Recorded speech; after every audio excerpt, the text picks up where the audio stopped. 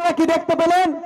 স্বাধীন মল্লিক নামে এক পরিযায়ী শ্রমিক বাসন্তীর, তাকে সে নাকি গোমাংস খেয়েছে বলে পিটিয়ে তাকে হত্যা করলো। আমি ওর বাড়িতে গিয়েছিলাম, প্রতিবাদ সভা করেছিলাম, ওখানে দাঁড়িয়ে বলেছিলাম শুধুমাত্র ভোটের রাজনীতি করার জন্য, ভোটের বৈতরণী পার করার জন্য ওকে খুন করা হয়েছে। ও গোমাংসের সাথে ওর কোনো সম্পর্ক ছিল না। পরবর্তীতে আপনারা খবরে মিডিয়ার মাধ্যমে দেখতে পেলেন কি, ওর যে খাবারটা ছিল সেটাকে রিপোর্ট বানিয়েছে, রিপোর্টে কি এসেছে যে ওই দিনকে ওর কাছে ওদের বাড়িতে কোনো গোমাংসই রান্না হয়নি। আর হরিয়ানাতে গোমাংস বন্ধ, তাহলে কি শুধুমাত্র ভোটের বৈতরণী পার করার জন্য মানুষকে খুন করলো, মানুষে মানুষে বিভেদ লাগিয়ে দিল। তো আমি বলবো দেগঙ্গার মানুষজনদেরকে, হারোয়া বিধানসভার মানুষকে যে চোখ কান খুলে রাখুন, আপনার অধিকার, আপনার যেটা প্রাপ্য আপনি কিভাবে পাবেন তার দিকে কনসেন্ট্রেট করুন। ওরা ক্ষমতায় টিকে থাকার জন্য আপনার আমার মধ্যে ধর্মের বিভেদ লাগিয়ে দেওয়ার চেষ্টা করছে। ওরা ক্ষমতার শীর্ষে থাকার জন্য, ওদের এমপি এমএলএ বাড়ানোর জন্য, ক্ষমতায় টিকে থাকার জন্য আপনার আমার মধ্যে জাতিগত হিংসা ঢুকিয়ে দেওয়ার চেষ্টা করছে। কিন্তু দিনের শেষে আপনি রহিম কাকা আর রহিম চাচা আর রাম কাকাকে জিজ্ঞাসা করুন কেমন আছে। দেশের প্রধানমন্ত্রী তো 2014 সাল থেকে আছে। একটু খোঁজ নিন না ওই আদিবাসী পাড়ার, আমার মানে ওই নামটা কোন পাড়া, হরে কৃষ্ণ কুমার কলোনির মানুষজনদেরকে জিজ্ঞাসা করুন তো। ও তো মোদীজি তো দিল্লি থেকে বসে ওরা ভোট চাইছে, দিল্লি থেকে বসে তো ওরা ভোট চাইছে। আপনার পাড়ার যে হিন্দু সমাজের মানুষজন আছে দিল্লি থেকে তো তারও ভোট চাইছে। এই 2014-2024 এই 10 বছরে আপনার এই বুথের আমার হিন্দুর বাপটার কি উপকার করলো সেটা অন্তত জিজ্ঞাসা করুন তো। উপকার করেছে? গ্যাস আজকে কত দামে কিনতে হচ্ছে আপনাদের? না, গ্যাসের দোকানে গিয়ে বললে আমি মোদি ভক্ত, আমার জন্য ছাড় পেয়ে যাবে। আমার মুসলিম সমাজের মানুষ যে দামে কিনছে, আমার হিন্দু সমাজের মানুষকেও সেই দামে কিনতে হচ্ছে। পেট্রোল, ডিজেল, কেরোসিনের দাম 100। নিত্য প্রয়োজনীয় যে জিনিস আছে মুসলিম সমাজের মানুষও যে দামে কিনছে, হিন্দু ভাইরও সেই দামে কিনছে। কিন্তু হিন্দুকে বাঁচাতে এসেছে, ভালো কথা, কোন একটা জাতিকে বাঁচা। কিন্তু আমরা কি দেখছি, হিন্দুকে বাঁচাতে নাম করে এসে অমিত শাহজির ছেলের ব্যবসা 15,000 গুণ বৃদ্ধি পেয়ে গেল। আর আমার এখানে সনাতন কাকার ছেলের যে চায়ের দোকান হোক আর যাই দোকান হোক না, কাপড়ের দোকানের ব্যবসা তলানিতে চলে যাচ্ছে। আর মমতা ব্যানার্জি এসেছিল 2011 সালের আগে এই কুতুব ভাইদেরকে বাঁচাতে, জামির ভাইদেরকে বাঁচাতে, আপনার আব্দুল্লাহ চাচাকে বাঁচাতে। ভালো কথা, এরা মন খুলে ভোট দিল। কি দেখতে পেলে? এই জামির ভাইকে বাঁচাবার জন্য ভাবছে না, মমতা ব্যানার্জির ভাইপোর চোখের সমস্যা হলে আমেরিকাতে গিয়ে ট্রিটমেন্ট করার মতো টালির চাল থেকে এত সম্পত্তি হয়ে গেল, আমেরিকায় গিয়ে ট্রিটমেন্ট করছে। আর এর পরিবারের কে হলে লোকাল হসপিটালে গিয়ে বেড পাচ্ছে না। এ তো মুসলমানকে বাঁচাতে এসেছিল, আর ও তো হিন্দুকে বাঁচাতে এসেছিল। না হিন্দু বাঁচছে না মুসলমান বাঁচছে, বাঁচছে কে? অমিত শাহ ছেলে বাঁচছে আর মমতা ব্যানার্জির ভাইপো বাঁচছে। আর পাড়ার রাম কাকা রহিম চাচার সাথে কিভাবে হিংসা ছড়িয়ে ক্ষমতায় থাকা যায় সেই ব্যবস্থা করার চেষ্টা করছে। তার প্রমাণ তো গতকালকে ফিরহাদ হাকিম সাহেবের ওই বক্তব্য দেওয়ার কারণ কি? ওই বক্তব্য দেওয়ার কারণ তো এটাই তো, সাম্প্রদায়িক কাজ খেলা হবে ওটাকে দেখিয়ে। ওটাকে দেখিয়ে বিজেপি পাড়াই পাড়াই যাবে যে আমার হিন্দু সমাজের মা বোন বাপ ভাইয়েরা বিজেপির এই সাম্প্রদায়িক চিন্তা ভাবনার জন্য বিজেপি যেভাবে মানুষকে শোষণ করছে এটার বিরুদ্ধে ওদের ভোট দেওয়ার চিন্তা ভাবনা করেছিল। এইটা গিয়ে ভিডিওটা গিয়ে ফিরহাদ হাকিমের ভিডিওর কাটিংটা গিয়ে পাড়াই পাড়াই দেখাবে।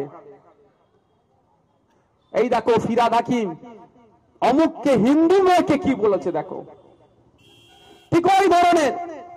আবার দেখবেন বিজেপির কাউকে দিয়ে বড় ভয়ঙ্কর বক্তব্য দিয়ে হবে, ওই বক্তব্যের কাটিংটা তৃণমূলের মুসলিম নেতাগুলো গিয়ে মুসলমান পাড়াই পাড়াই গিয়ে বলবে এই দেখো বিজেপি এসে যাবে কি বলছে শোনো।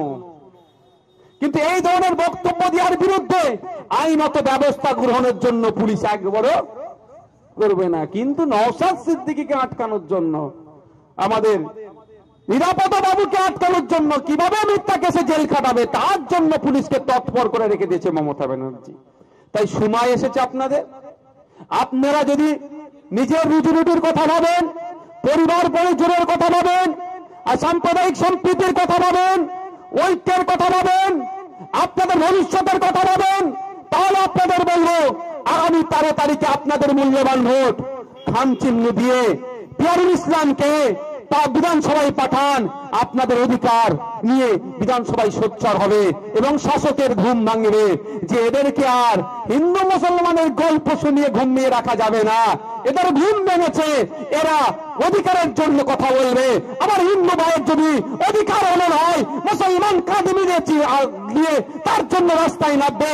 আমার আদিবাসী ভাইয়ের কেন রাস্তা হয়নি, বাড়ি পাইনি, তার জন্য হিন্দু মুসলিম আদিবাসী সহ রাস্তায় নামবে। মানুষ সজাগ হয়েছে, তাই ওদেরকে ওদের অধিকার বুঝিয়ে দিতে হবে, না হলে রাজনৈতিক কারবার আমাদের বন্ধ হয়ে যাবে। আপনারা ডিসাইড করুন, অধিকার আপনারা আপনাদের বাড়িতে এসে পৌঁছে যাবে, না ওই বাড়ির জন্য আবাস যোজনার জন্য কারো মিটিং মিছিলে যেতে হবে। আপনারা সেটা ভাবুন, সময় এসছে ভাবার। কারণ যদি না আপনি ভাবেন, আমি যতই বলি না কেন, আমাদের বক্তারা যতই বক্তব্য দিক না কেন, কিচ্ছু কাজ হবে না। তাই বন্ধুগণ, শেষের দিকে এসে আমি গুটি কয়েক কথা বলবো। আচ্ছা, আরজিকর কাণ্ডর কথা আমাদের মনে আছে না ভুলে গিয়েছি? এটা বলবেন ভাই, কাদের মনে আছে একটু হাত তুলুন তো। ও, সবার মনে আছে? আমি তো মনে ভাবলাম ভুলে গিয়েছেন। আজকে সুপ্রিম কোর্টে আরজিকর মামলার শুনানি ছিল। আপডেটটা হয়তো অনেকজনের কাছে নাই, আমি একটু আপডেটটা দেব আপনাদের। আপডেট হচ্ছে এটাই, সুপ্রিম নির্দেশ অর্থাৎ সুপ্রিম কোর্টের নির্দেশ দিয়েছে সিবিআই কে আগামী 4 সপ্তাহের মধ্যে 7th স্ট্যাটাস জমা করতে। মানে বুঝতে পারছেন কিছু? সুমোটো হলো মামলাটা, সুপ্রিম কোর্ট নিজে থেকে শুনলেন। যেদিন প্রথম শুনানি হয় সেদিনকে আমি সুপ্রিম কোর্টে ছিলাম, দীর্ঘক্ষণ শুনলো, খুব ভালো লাগছিল। ভালো লাগছিল মানে এটাই, চিফ জাস্টিস সহ যারা অ্যাসোসিয়েট ছিলেন তারা শুনছেন, কিছু কোশ্চেন হচ্ছিল, অ্যান্সারিং হচ্ছিল। আমাদের সিপিএম এর নেতা সম্মানীয় বিকাশ রঞ্জন ভট্টাচার্য মহাশয় ছিলেন, শামীম ফিরদাউসদা ছিলেন, শামীম আহমেদ দা অনেক ছিলেন, অনেকে ছিলেন, অনেক হলো। তারপরে কিন্তু ডেটের পর ডেট পড়ছে। আমি আপনাদের একটা কথা বলবো, আপনাদেরকে আরজিকর ভুলে গেলে হবে না, আরজিকরটাকে মাথায় রাখতে হবে যা হোক না কেন। কারণ আরজিকর নিয়ে সারা বাংলা দেশ এবং ইন্টারন্যাশনাল ইস্যু হয়েছিল। তারপরেও যদি আরজিকরের বিচার না হয়, বিচার পেতে যদি দেরি হয়, তাহলে আপনারা আমার বাড়ির মেয়েদেরা কতটা সুরক্ষিত থাকবে একটু ভাববেন, মাথায় রাখবেন।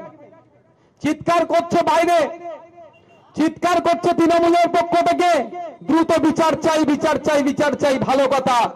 আবার তৃণমূলের পক্ষ থেকে প্রায় 2 ডজন উকিল সুপ্রিম কোর্টে লাগিয়ে দিয়েছে। কার বিচারের জন্য লাগিয়েছে ভাই? এদের এই দ্বিচারিতাগুলোকে আপনাদেরকে জানতে হবে।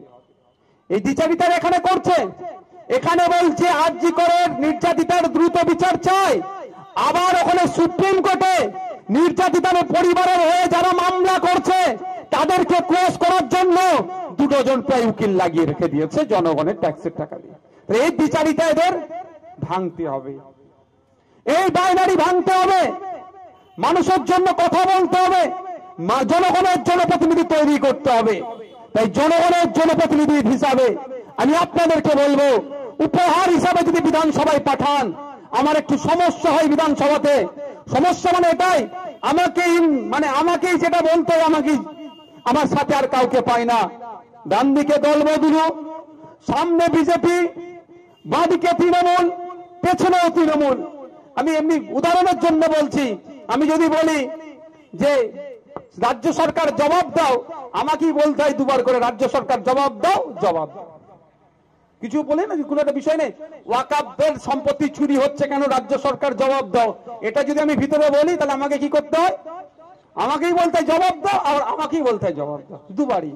আমি আপনাদের কাছ থেকে চেয়ে নিচ্ছি একটা, এরপরে বিধানসভার মধ্যে গিয়ে আমার এই আদিবাসী সমাজের মানুষেরা বাড়ি কেন পাচ্ছে না, পিয়ারুল ইসলাম বলবে যে রাজ্য সরকার জবাব দাও, সাথে আমিও তার সাথ গলা মিলাবো, জবাব দাও।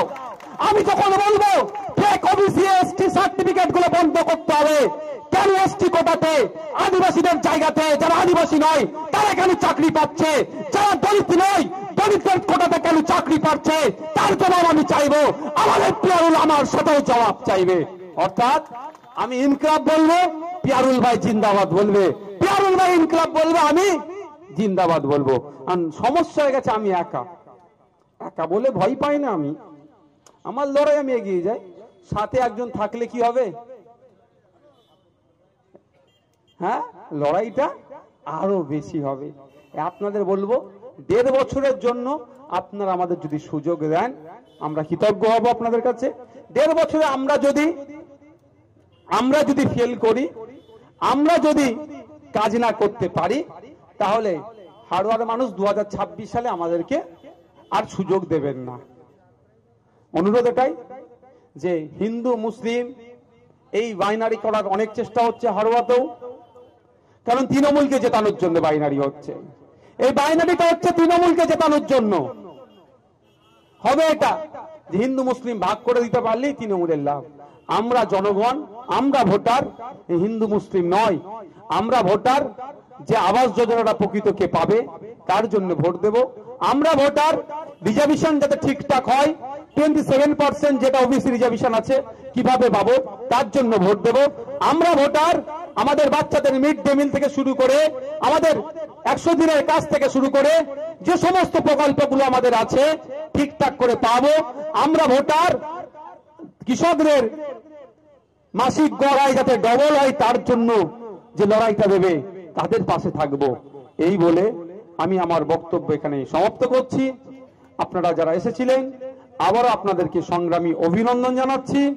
আপনাদের বলবো, এখানে বাজারের মানুষজনদের বলবো, কোনো বাইনারিতে পা না দিয়ে আমাদেরকে আগামী 13 তারিখে শুধুমাত্র আপনাদের ভোট নয়, আজকে এখান থেকে ফিরে যাবেন, আপনাদের পরিবার পরিজন যারা আছে তাদেরকে উৎসাহিত করুন। তাদেরকে উৎসাহিত করে সিপিএম লেফট ফ্রন্ট সমর্থিত বামফ্রন্ট সমর্থিত আইএসএফ এর প্রার্থী পিয়ারুল ইসলামকে খাম চিহ্নে ভোট দিয়ে ইভিএম মেশিনের কত নম্বরে ভাই, এটা জোরে বললে ভালো হয়, মনে আছে তো কত নম্বরে, ইভিএম মেশিনের 5 নম্বরে ভোট দিয়ে জিতিয়ে বিধানসভার মধ্যে পাঠান। এই আলোচনাটা, এই চর্চাটা আপনারা বুথে বুথে গিয়ে করবেন, এটা আপনাদের কাছে আশা করবো তো ভাই। ধন্যবাদ।